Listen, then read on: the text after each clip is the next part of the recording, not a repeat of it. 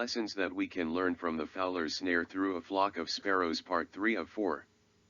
Like the duck hunter of our day with their wooden decoys, the minions of darkness often used foul decoys like Christian actors, to infiltrate the streams of church life and subjugate our faith in Christ and the love shared by the fellowship of believers. It is God's grace that God saves us from being taken in by these most deadly lies. For just as the little bird becomes more and more entangled in the net, unable to free itself by its own power, so is the human soul now entangled in sin which slides away from Christ, and apart from Him, they are also defenseless and most often, unable to disentangle themselves by their own power.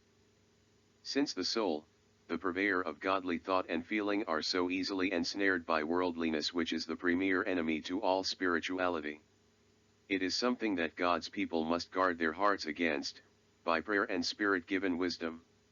Worldliness ensnares Christians through selfishness or by clandestine antagonist, often in the guise of a Christian charity, by an exploited compassion, a personally gratifying pride-filled, and agenda-driven generosity, or feel-good philanthropy. The worldly raised soul is ensnared by unbelief, which becomes a competitor for prayer, the purveyor of casual Christianity, and lacking godly dedication. These are not imaginary dangers.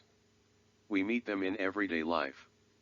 They threaten us every step of the way when we fail to walk in the way of the Spirit, and they bind our souls in darkness. Ephesians chapter 6 and verse 12, "For our battle is not against flesh and blood, but against the rulers, against the authorities, against the world powers of this darkness, against the spiritual forces of evil in the heavens."